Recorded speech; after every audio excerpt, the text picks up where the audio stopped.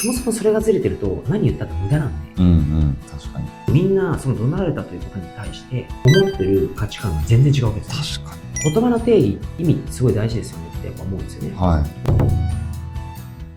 こんにちは。このチャンネルでは今の時代に通用する組織づくり、育成術など役に立つ内容をお話ししています。ぜひチャンネル登録をお願いいたします。お願いします。本日も今日は説明しても伝わらないと悩む方に向けて人が動く話し方についてちょっと伺いたいんですよ。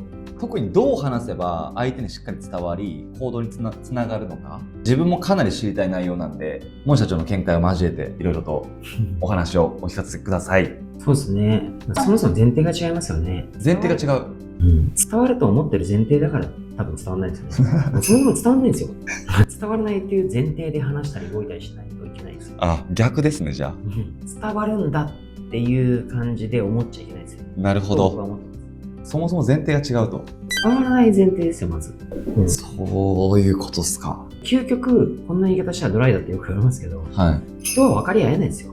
だって価値観は絶対に合わさないですよ。一部分の価値観が合わせることはありますよ。でも人としてそれ全部の価値観が合うなんてありえないですよ。育ってきた環境を 100% 一緒じゃないんですよ。人それぞれ価値観違うよねってことと一緒なんで、自分が例えば A、B、C っていう言葉を発したときに、それが向こうにとって A、B、C って捉えられてるかどうかは分からないですし、伝わらないっていう前提がないとダメですよね。なるほど。そうじゃないともっと一生懸命やらないんで。その一つの話としては、例えば ABC 理論とかって言ってるんですけど、ABC 理論、A っていうのは、ね、アクティベーティングイベントみたいな出来事ですよね。例えばですよ、怒鳴られましたと。怒鳴られた。これ出来事変わんないですよね。例えばそこに怒鳴られた人が4人いましたと。怒鳴られる側ですね。4人いましたと。それぞれ一人一人のビリーフ、要は信念、価値観みたいなものですね。違いますと。A さんは、何この人怒鳴ってんの？感情的になるの大人げないなぁ。という、要は信念があります。価値観があります。要は怒鳴る人に対してこう思う価値観があるんですね。B さん。B さんは、なんだこいつと。俺は人前で怒鳴るなんて。男は恥をかかされてはならないんだ。みたいな信念、価値観を持ってる B さん。C さんは、怒鳴られちゃった。私嫌われちゃいけない。嫌われたくない。怒鳴られたことに関しての価値観、これ。反応が。D さん。どうしたこの人、いきなり怒った。怒る理由、もしかしたら何か背景があるのか、大丈夫か、何かあったのかみたいな価値観。これ、出来事何も変わんないですよ。確かに。みんな、その怒鳴られたということに対して、思ってる価値観が全然違うわけです。確かに。そうすると結果どうなるか。A さんは、この人大人げない人だな。で、この人で思うわけですね。B さんは、恥をかかされたぜって思うんで、この野郎、恨みだ。恨みって恨みなんですよ。嫌われてはいけないと思った C さんは不安になるんですよ。俺本当嫌われてるな、この人。で D さんは大丈夫かな、あの人。怒ってるってことは何かあったんじゃないかな。大丈夫かな、あの人。ってなるんですよね。まとめると、大人げない人だなと思う人、恨む人、嫌われてないか不安になる人、心配する人、出来事はただ一つ、怒鳴られただけです。ですよね。変わっちゃうんですよ。すっごい、確かに。私はこうやって説明したとしても、その説明をこういう風に捉える人で解釈変わっちゃうんですよね。っていう可能性がまずあるということをやらなきゃいけないんですよ。うちの会社でもよく最初やるのは、言葉の定義、意味ってすごい大事ですよねってやっぱ思うんですよね。そもそもそれがずれてると何言ったって無駄なんで。確かに。だからうちの会社で最初やるのは結構目的と目標の違いとかってやるんですけど、意外と間違ってたりとか解釈が違う人多いんですよ。年収1000万稼ぎたい。これは目的ですか、目標ですか、って聞いたときに、結構違う人の率はあって、目的という言葉、目標という言葉の解釈が違ったりするんですよ。そんなの勉強しないやつがいいんだって言うかもしれないですけど、現実問題そういうことなんですよ。なるほど。価値観は絶対にその 100% 合うことはないっていう前提に立つんですけど、会社の中での価値観とか言葉の定義をなるべく合わせていかないといけないですね。じゃないと言語が通じないって話になるんで、日本語同士で話してるから分かってる体なんだけど、究極もう英語と日本語で喋ってると思うんですよ。そういうまず捉え方を知っておかないと無理ですね。すごい面白い話ですね。じゃあどうしたらいいのというポイントとしては、何を言うかも大事なんですけど、それよりもやっぱりそのなぜのところやっぱ掘った方がいいですよね。いつも言うだから What より Why を考えてみる。なぜこの人はこう言っているのか、この人は何を言いたいんだろう、何が目的でこれを言ってるんだろうって聞く側は考えなきゃいけないし、背景とか心を読むとかですね、言ってる側はどういう言葉を使ったらとか、どういうふうに言ったら僕の伝えたいことが伝わるんだろうか、っていうのをよく考えた方がいいですよね。聞き手の立場になるってことですか？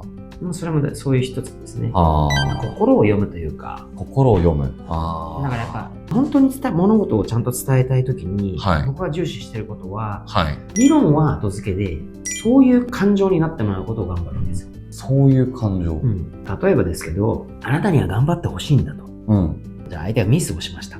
落ち込んでます。僕はそれ目的としては、そんなミス別にあなただけのせいじゃないから落ち込まずに、さらなる結果を出して乗り越えようよと。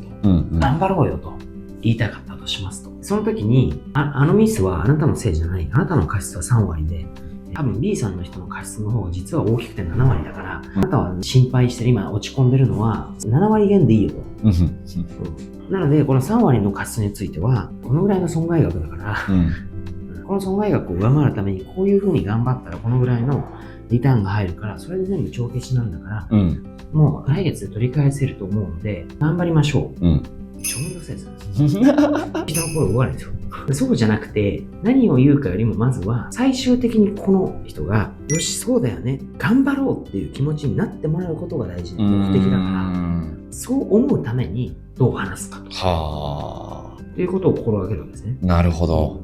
そのプロセスの中で理論も入ってくるだけなんですよ。なるほど。一番の目的は理論で納得させることじゃなくて感情を動かすことじゃないですか。これ分からない人にこれ言いたいんですけど、例えば今自分の中で人生の中で一番ムカついた瞬間、嫌いな人を思い出してくださいと。多分大体の人思い浮かぶんですよ。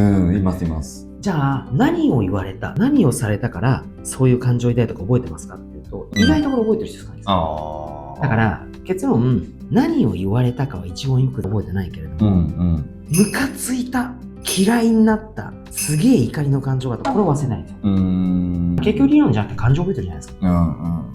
最後の残ってる感情ですよね。僕もムカつく人いますけど、その人思い浮かべた時にやろうと思うんですけど、具体的に何を言われたか一言一句覚えてないんですよ。確かに。なんとなくああいうことを言われた、バカにされたとか、ね、だからあの人嫌いみたいになってるじゃないですか。結局感情を覚えてるけどあんまり理論持ってないんですよ。だからやっぱ感情を動かすことにフォーカスした方がいいですよね。What, how ばっかり言う人は、伝わらないって悩む人が多いっていうのが結構ありますよね。言い方を変えると、今言ったのはその何を言うかではなくどういうその感情にさせるかっていうゴールを持っていった方がいいんですけど、ちゃんとそのゴールを持っていった後は、ゴールというかそのプロセスを踏んだ後は、じゃあ具体的に何をするかっていうことを、向こうの立場に立って理解できるように話せるかどうかですよね。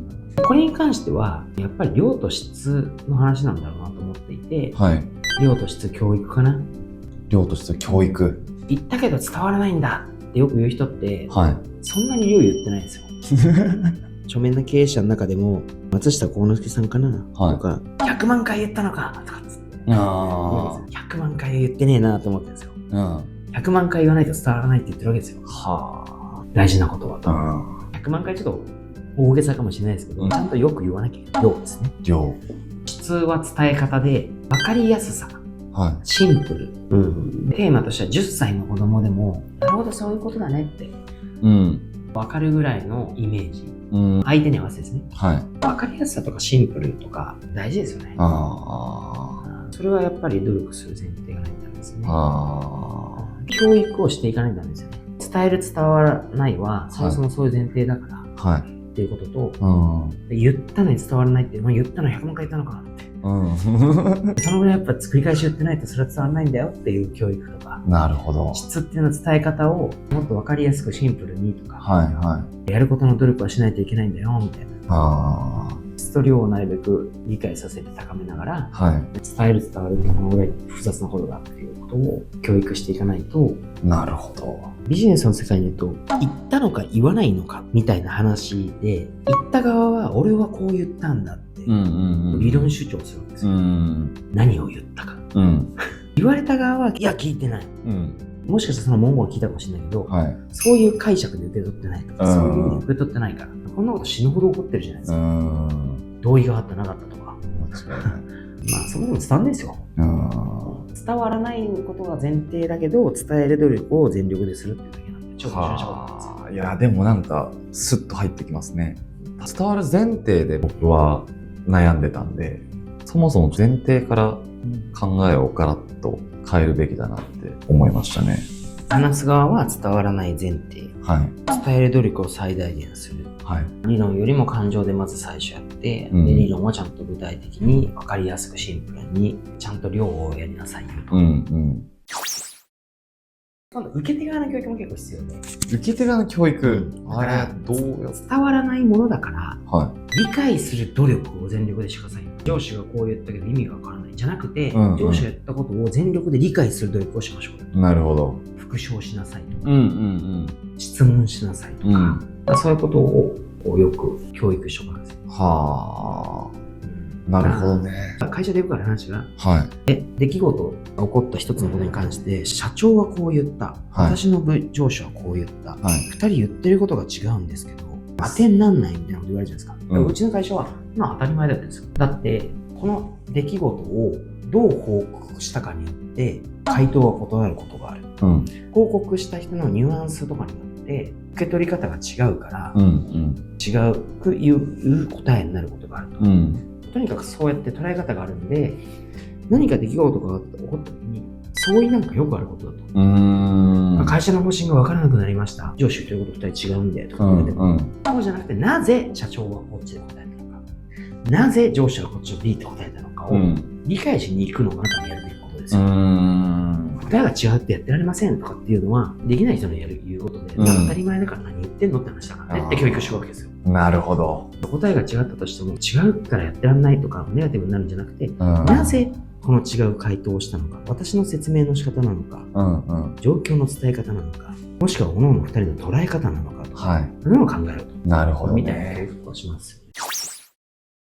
会社内でも人間関係で起こるのが、僕とじゃあ役員が何か喋ってました。喋った内容としては、ある支店長の A 支店長が、ちょっと最近業績思わしくないなみたいな話をこの2人でしてたとしましょう。それを聞いた他の従業員が、いやなんか社長と役員が A 支店長のことをあいつもやべえんじゃねえかって喋ってたの聞いちゃったんだよね。成果出てないねがやべえんじゃねえかに変わっちゃってるんですね。その人の受け取り方ですよ。これを聞いたまた違う従業員、伝言された従業員が、社長と部長はこいつのことをもう更迭しようって思ってるらしいよ。また変わるわけですよ。やべえんじゃねえかが更迭しようと思ってる。今度次の従業員が社長と役員が話してて、A 支店長をクビにするとか言ってたよ。って言って、その当該支店長にそれで伝わったりするんですよ。社長俺のことクビにするんですかみたいな。これ会社結構ありますよ。だからもうその噂話とかあんまり信用しないでください。誰も悪い意図はないんですと。ただその人の受け取り方とか言葉の価値観で内容が運命にさって変わっちゃってることがあるんだと。ただやばいな、あいつ業績出てなくてって言った話が、お前をクビにするみたいな話に回ってるんだな。なるほど、みたいな。恣意的にも入るところがあるし、噂話は気にしちゃいけないんですよね。いや、本当かどうか全くない。で、これで結構こう人の勘違いで関係性が壊れるとかあり得るんで、余計な伝言、噂話とか、伝言話とかあんまり信じないでくださいって言うんですよ。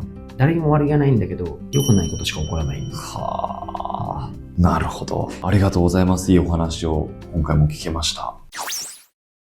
説明しても伝わらないはなぜ起こるのかということで、前提はやっぱり伝わるのではなく、伝わらないという前提で考えて動くことが非常に大事ですと。伝わらないものをどう伝えるかという前提の方が、いろいろやっぱり考えて伝える努力をしますと。言葉の意味とかその言葉の解釈っていうのは人それぞれ価値観と同じように違う場合があるので、丁寧に説明することも大事ですし、何を言うかよりもやっぱりどういう感情に最後させたいかということを目的に、家庭の中でちゃんとバットとかハンは喋っていくと。とにかく量と質、伝えたいのであれば量と質、が非常にやっぱり大事だと。量も本当に自分たちが持ってる以上に伝えないといけないですし、伝え方も質という点では分かりやすくシンプルにやっぱり喋るということを心がけましょう。